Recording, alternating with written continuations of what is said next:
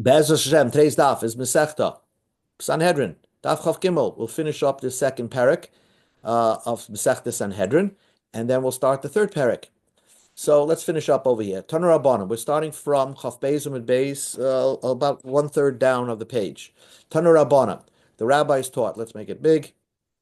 Okay, we're talking about a king. Melech mistaper b'chol yom. So the Brisa says we're talking about a king. He has to take a haircut every single day. Kohen Gadol me'erev Shabbos le'erev Shabbos. A Kohen Gadol takes a haircut once a week. Okay, and Kohen Hedyet echad l'shloishim yom. A Kohen Hedyet, a common Kohen, takes a haircut once every 30 days. Alan, we just began and we're Chaf Beis Amud Beis, 1/3 down. Melech mistaper b'chol yom. A king takes a haircut every single day. Shenema melech b'yafyai techzenei necha. A king and its beauty your eyes should see. Therefore, there was a requirement that a king had to take a haircut every day. Kohen Gadol me'erev Shabbos. A Kohen Gadol has to take a haircut once a week. Amar Shimon bar Machman, Amar Yochanan. Why? Hoyel mishmaris mischacher. Since brand new kahanim who do the service for the week come in once a week. So, every group of Kahanim family was broken down into 6 parts, and they would start their service they would come in to serve, and they would start on Sunday and end on Shabbos. So since each week a new family of Kahanim would come, so they have to see their main Kohen always looking his best. So that's why a Kohen Gadol took a haircut once a week. Kohen Hedyet, but a regular Kohen, echad l'shloishim yom, takes a haircut once every 30 days. The pasuk says, "V'roishim lo yagarechu, upera lo yishalechu." The Torah, the Tanakh tells us about a regular Kohen. He shouldn't grow this thing called a pera. Kasayim yichsemu es roshem. They should trim their hair. So he has to make sure to not grow a pera. Now we have to know what means a pera. V'yalav pera min nazir. Well, we have a gzer shava pera min from a nazir. Ksiv hacha pera lo yishalechu. Ksiv hasam gadol pera sa'roisha. So we see a nazir also has to grow a pera. A kohen is not allowed to grow a pera. A nazir is supposed to grow a pera. So what does it mean? Ma'alahal and shloishim yom, avkan shloishim yom. So just like over there, when we tell a nazir is not allowed to take a haircut, it's for 30 days. So also, when we say a Kohen Hedyet has to cut his hair, it's once every 30 days. How do you know a nazir is 30 days? Tananami nazir shloishim yom.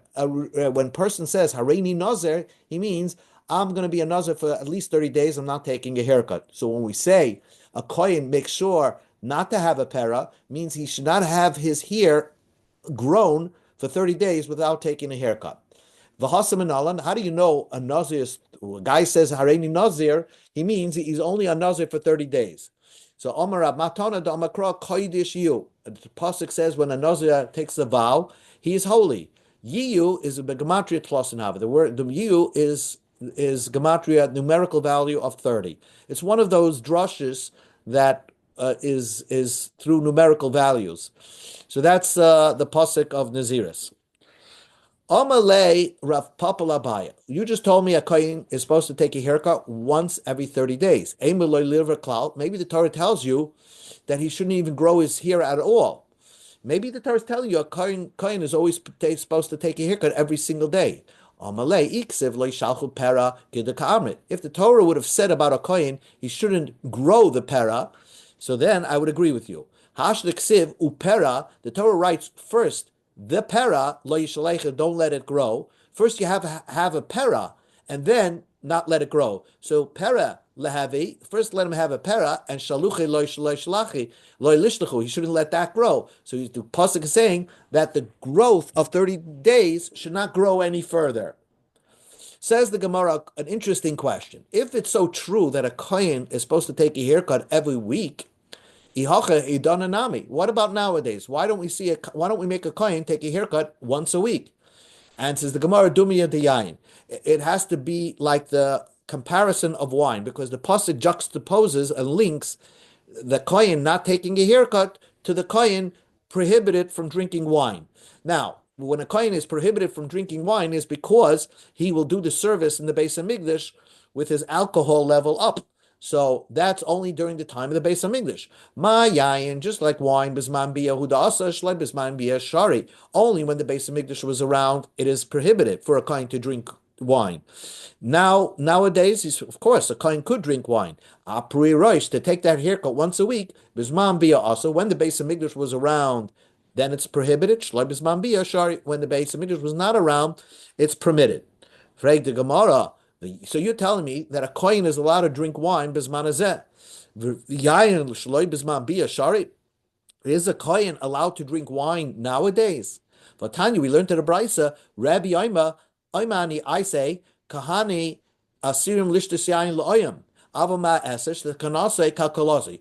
Rabbi was the one that said that I feel that Kahanim should never drink wine forever, because maybe the Beis Hamikdash will be built and we'll need a kohen. And if every kohen has an alcohol level in his blood, so then they can't serve in the Beis Hamikdash. So let's say tomorrow the Beis Hamikdash is built, who are you going to get? But Rabbi said, I can't make that rule, is because the Beis Hamikdash, chances are it's not going to be built tomorrow. So that's what Rabbi said.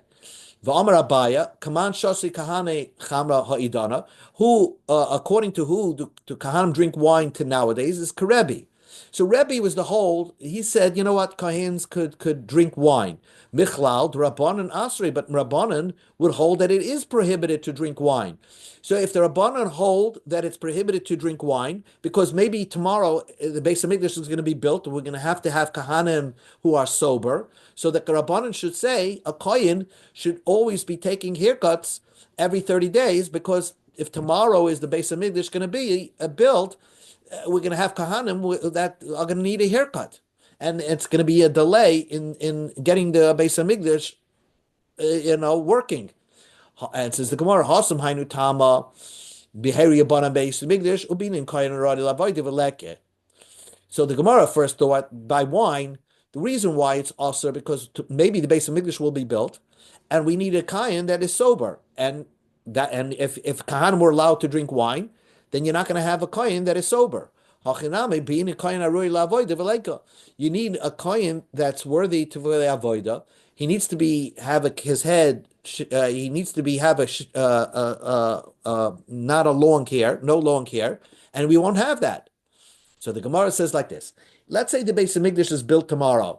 So therefore, even if the kohen did not take a haircut, hacha after the mispar of oil, maybe the kohen could. A kohen could take a haircut and then right away go into service. You give him 1, 2, 3 snips, and then he's ready to work. So, but wine, if we allow the Kahanim to drink wine, and maybe their family is supposed to serve that week when the Beis Hamikdash is built, and those families are not gonna, they won't be able to sober up so quickly. Says the Gemara, why not? If you drink wine, hasanami after the no import to oil. If you drink wine, and you're feeling the effects of wine, all you have to do is sleep a little bit and then wake up and get up a little bit. Rav Acha said, "Derech milel v'sheina kolshu mafigin sayayin." If you walk a mile and you sleep a little bit, that takes off the effects of wine. So it's easy to get off the effects of wine. Answers the Gemara of Lav Itma Lo Amar Rav Nachman Amar Rabba Barvua Loishan Al Shashar Servias. Rav Acha's trick only works if you drank 3 ounces.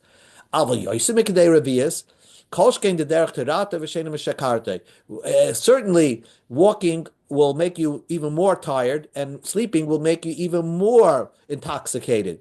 So the bottom line is that the reason here's the bottom line. The reason why they didn't aser wine, the reason why they didn't that the Rabbanan asked a kohen from drinking wine is because it's very hard if the Beis Hamikdash is built right away. It's very hard to get off the effects of wine so quickly.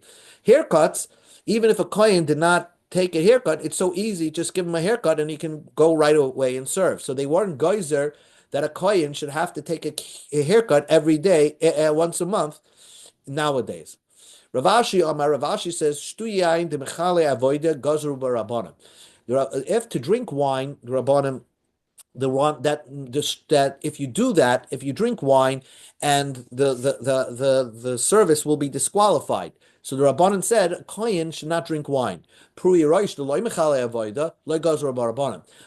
if a kohen does the service without taking a haircut, the service is not disqualified.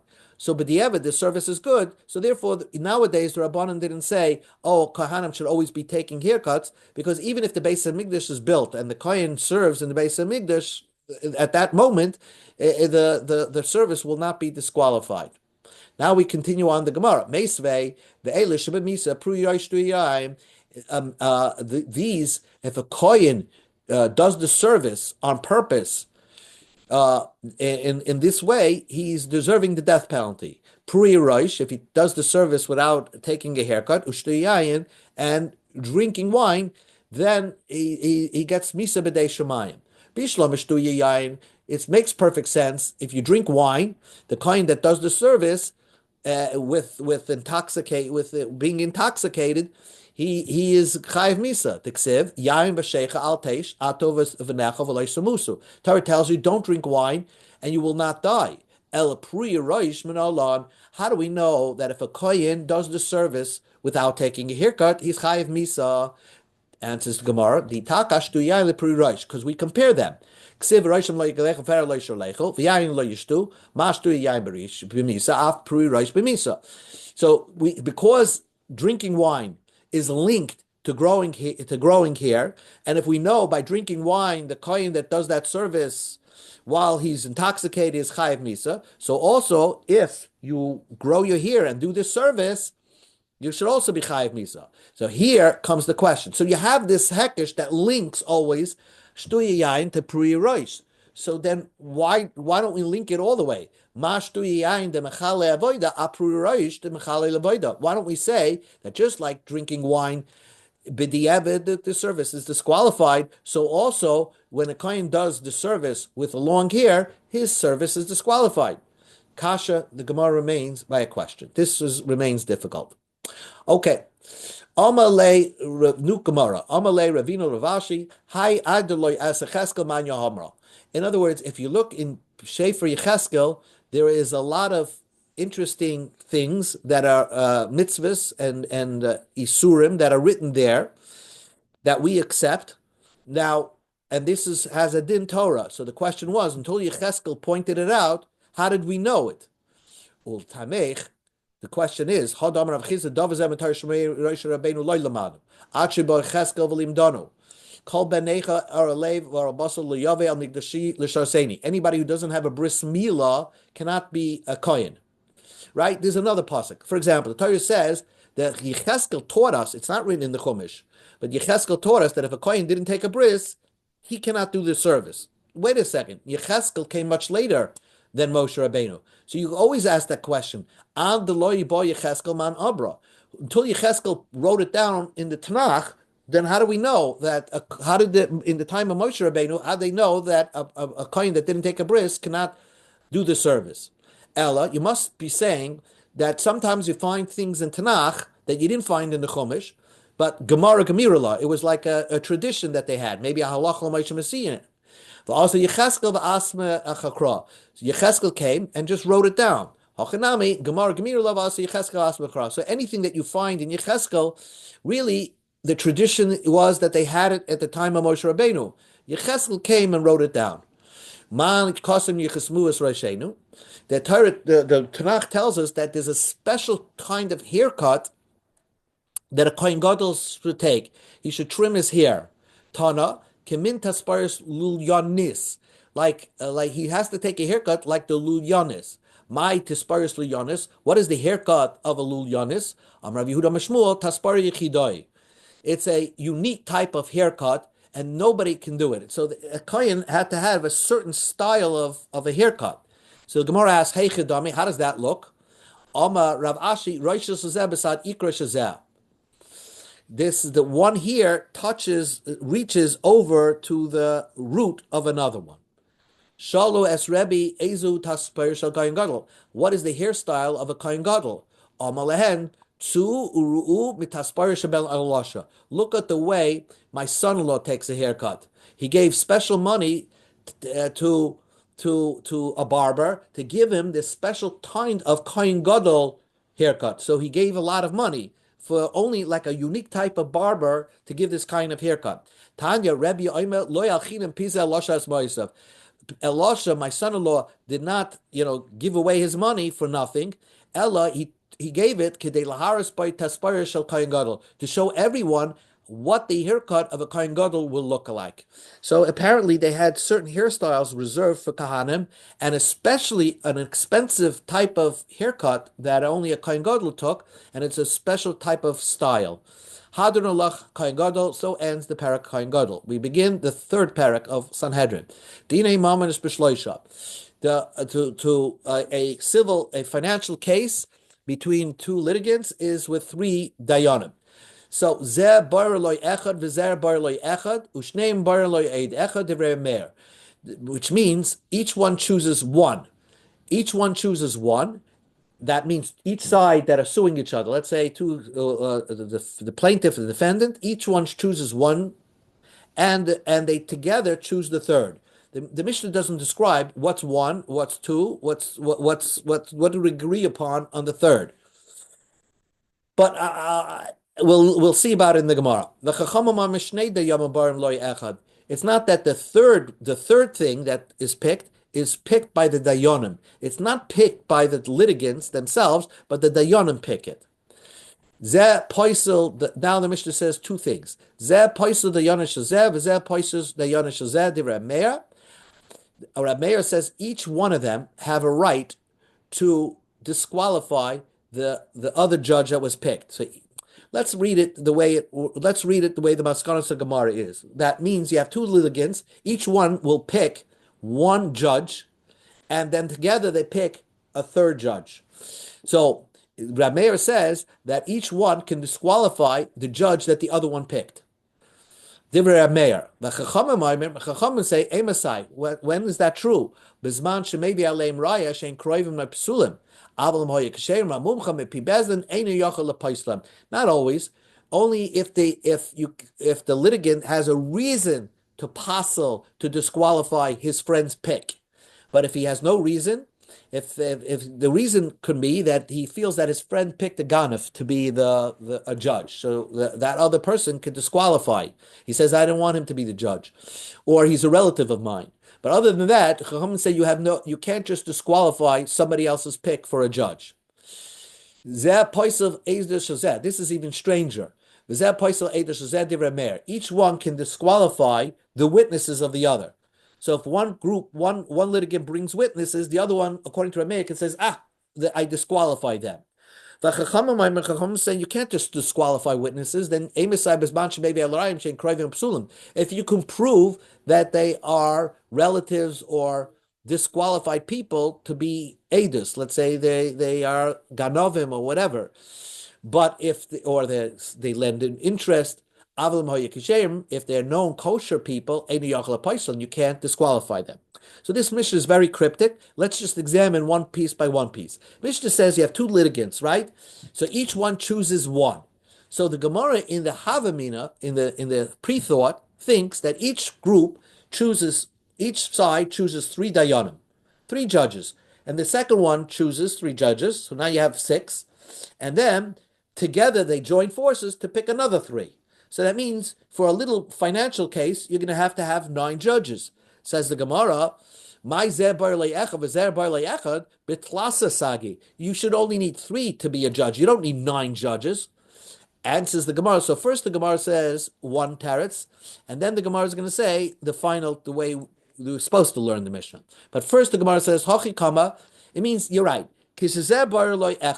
When one of them chose one group of 3. This one chose another group of 3. If they both disqualify each other's bezdin, shneim boirelim, then they both have to agree lohen oidecha to choose. Then they have to work together to choose another 3.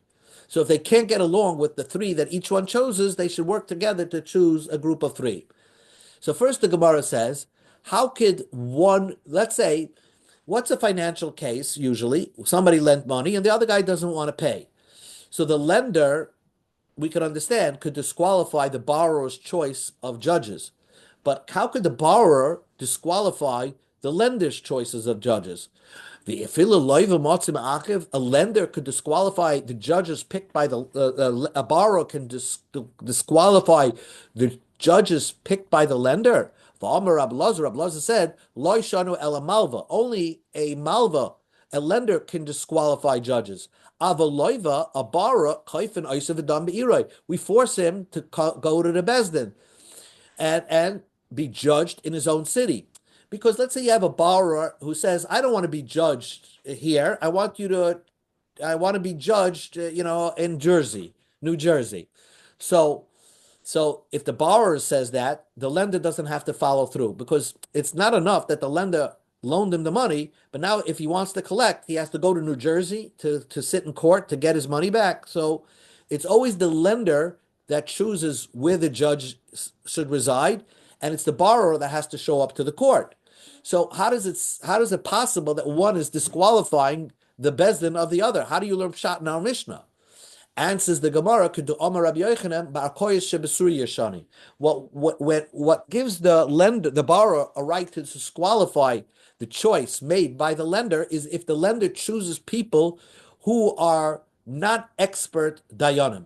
They're like the judges of Syria, which were people who they didn't have learned judges in Syria. They didn't have like good yeshivas there, but they had kosher people, honest people who have good common sense. So those people are people who people accept as being a judge, even though it's known that they're not so learned in Torah. Those type of judges, if the lender chose such a type of judge, which is what our Mishnah is talking about, then that gives a right to the borrower to disqualify. He could say, "I don't want to go to that. I want to go to an expert." Rabbi Yochanan said it in another context, but Hachinami, you could say it over here. But it's talking about the Erkoyes of Surya, those type of judges founded in Surya. Avo mumkem loy. If it's an expert judge, if the lender chose expert judges that passed the exams, then the borrower has no right to disqualify them. So Rapapa says, afilu tema mumcha. Sometimes we can even say that a borrower can disqualify the judges of the lender, even if the lender chose an expert judge. If the borrower will choose also an expert judge, but that's right near the lender's court, Kegoin Beidina de Rav Huna de Rav Chizda, like the house court of Rav Huna and Rav Chizda, which were very near each other. So if let's say the lender chose, let's go to Rav Chizda's court, and the borrower could say, let's go across the street to Rav Huna's court. So then we allow the borrower to disqualify that he doesn't want to go to Rav Chizda, and he could ask the lender to come to Rav Huna's court. The Ka'amalei, because the borrower will say, am I causing you a big bother? Just cross the street and come to another court. Now the Mishnah says, so basically you learn pshat in the Mishnah that each one chooses a bezdin, and if each one disqualifies the other bezdin, then they have to join forces to choose another group of three. Tanan, we learned in the Mishnah, the two judges, they're the ones, the Rabbanan argued Rab Meir, not that the two litigants joined forces to choose another court, but it's the judges that were disqualified, they choose another court. If you're learning pshat the way you learn pshat in the Mishnah, Bezdin, the apostle who Azli Barale Bezdin Achrina, Bezdin after it was disqualified will now choose another din, dayan, doesn't make sense. This language that the Mishnah says, this one chooses one, and nobody's disqualifying them. So it doesn't make sense that they were disqualified. This is how you should learn the Mishnah. And this exists till today. When two people want to go to a din Torah, one chooses one judge. And his counterparty chooses another judge. And they both joined forces, and they both joined forces to pick the third part, to pick the third judge. Why did they do such a thing?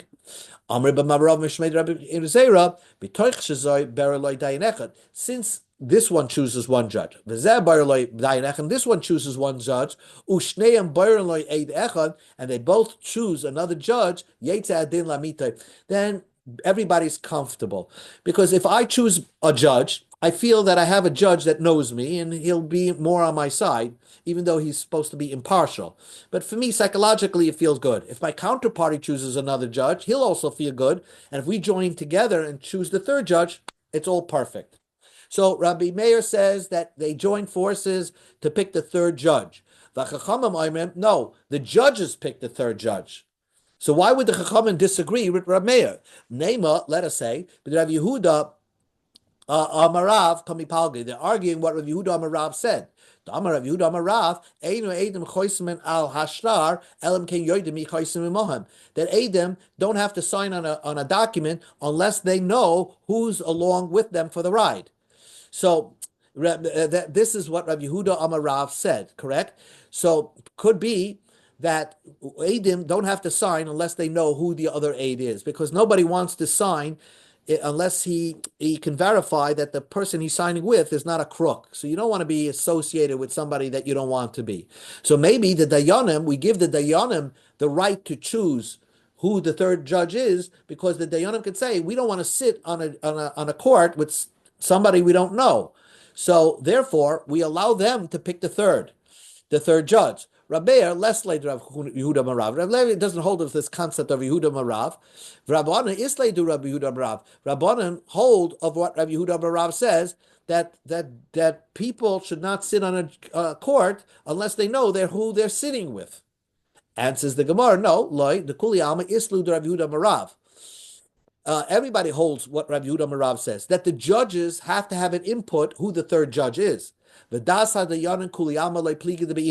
agrees to pick that third man. The judges the two judges that were picked from each side should be involved in choosing that third man. Ki pligi, the argument between a mayor and the chachamim is das balidinim. Do you need the litigants to put in their say to pick the third man? Rabbi Meir Savar, Rabbi Meir strict, das balidinim nami beinin. You need the litigants, their opinion to pick the third judge. If Rabbanan Savre, Rabbanan hold das adiyanim beinin. All you need is the judges to pick the third guy. Das Baledin and Loibeinim. We don't need to take the opinion of the Baledin and the litigants. They already picked one person. Let it be up to the judges to pick the third man. Gufo, we learned previously. Amar Yehuda Marav, Einu Eidim Choisman al Shah. Tanya Nami Hacha, we learned. This is the way the people with clear minds and honest personalities, this is what they would do. They would never sign on a star. They have to know who the other person on the document is. They don't want to have their signature with somebody that they don't know. They wouldn't sit down in a court unless they knew who the other two judges are. You don't want to be associated with bad people. They wouldn't sit next to somebody in a meal unless they knew that person. In other words, they don't want to be sit with somebody who's of non-decent character. So that's how somebody who has a clear mind in Yerushalayim, that's what was his custom. Okay, we'll stop in 3 minutes and then we'll stop. Let's just finish the page here. Each one can disqualify a judge. So if the two litigants, the Mishnah says, each one could disqualify the other person's pick. Flag the Gemara, Kol Kamina the Apostle Dayane, is someone so powerful to disqualify somebody's judge? Let's say I pick an expert. Why should that give a right to my counterparty to disqualify my pick? That means that if I pick an expert, yes, the other party cannot disqualify my pick. But if I pick somebody who's just a kosher person but not an expert, yes, then we give the right to the other party to disqualify. That's the opinion of Rameir. The Gemara asks, it's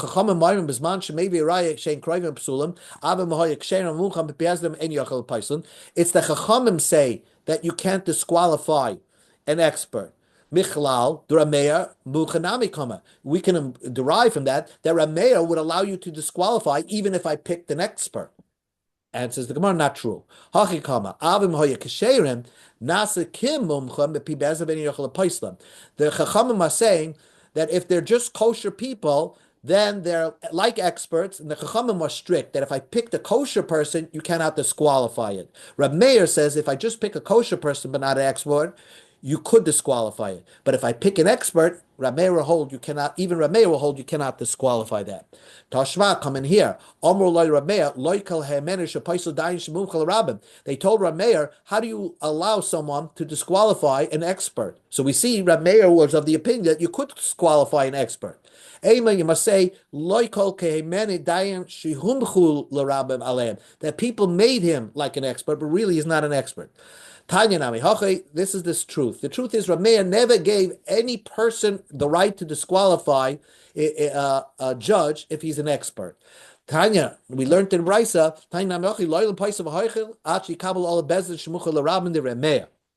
Rab Meir said that you could only passel it as long as he's not an expert.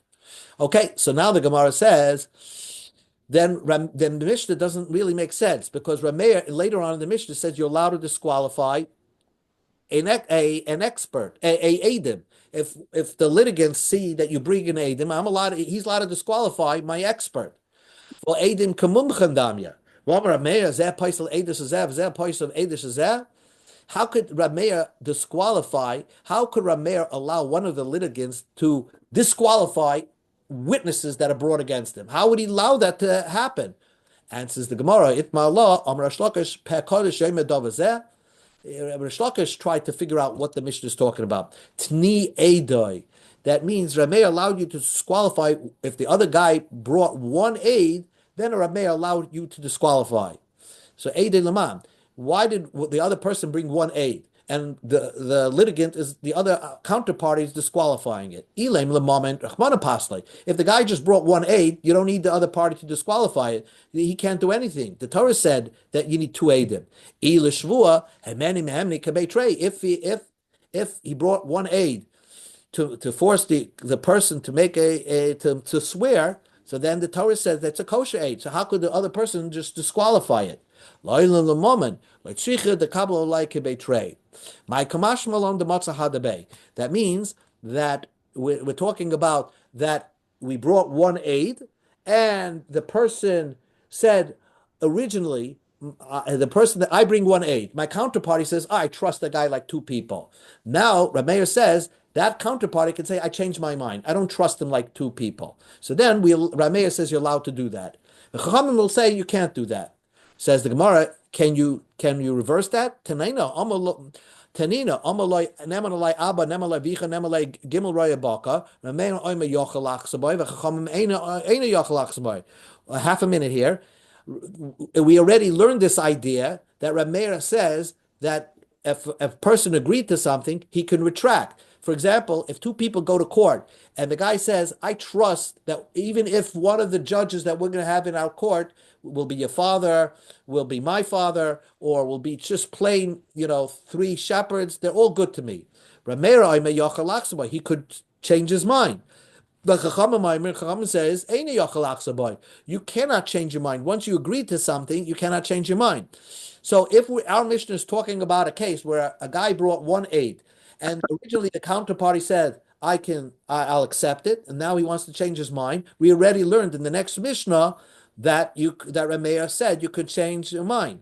And for the Gemara, we just do one line over here, and that's it.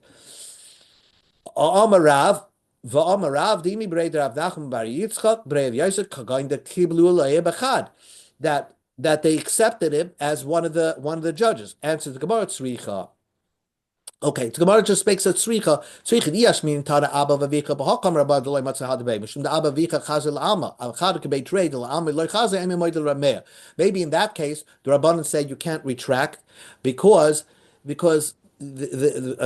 your father would be a good judge anywhere else, but here, so you can't retract. But if a person agreed to have one guy be trusted like two, maybe the Rabbanan would agree you could retract because one being trusted like two, we never find that to be a good aidus. You always need two. That's why you need both cases. Okay, we'll stop over here. There's a lot to finish, but Baruch Hashem, we get the basic idea in this parak. Sure. So basically, what the Gemara just got through saying is that that our Mishnah is allowed Rab Meir to disqualify the other counterparty's aid, witness, if the guy said, he brought one witness. Originally, the counterparty agreed that he'll trust this one person as two people, and Reb Meir said he can retract. He can roll back and say, no, I changed my mind. And Chachamim say you can't do that. Once you agreed that you trust this one person as two, you can't change your mind. Says the Gemara, Hamidik Tani Reisha Dayanoiv, Sefer Eidav, Alma Dafka Ketani. But the Mishnah doesn't say that the person brought one aid. The Mishnah was pretty precise in its wording. It knows when to use the singular word, Dayanoi, his judge, and it says Eidav, his witnesses. So it must be that we're talking about that the person brought witnesses. He brought witnesses, not one witness. So, in other words, we're back to square one. Square one is what case did Rav Meir give the right to the one party to disqualify the witnesses of the other party? It doesn't make sense. Guy brings witnesses, and the guy says, and the other party says, "No, I disqualify them." What are we talking about over here? Answers the Gemara, Amar Ablaza, Baba Hu v'Achel Lepason. He and somebody else comes to disqualify, so to disqualify that witness. So really, it's 2 against 2. So the Gemara says, Kol Kimine, can he disqualify those witnesses? Negei be'edusahi. He himself, the accused, is relevant in this testimony. So how can he team up with somebody else to disqualify those pair of witnesses that are brought against him? It's like I testify against somebody, 2 witnesses that are brought against me. There's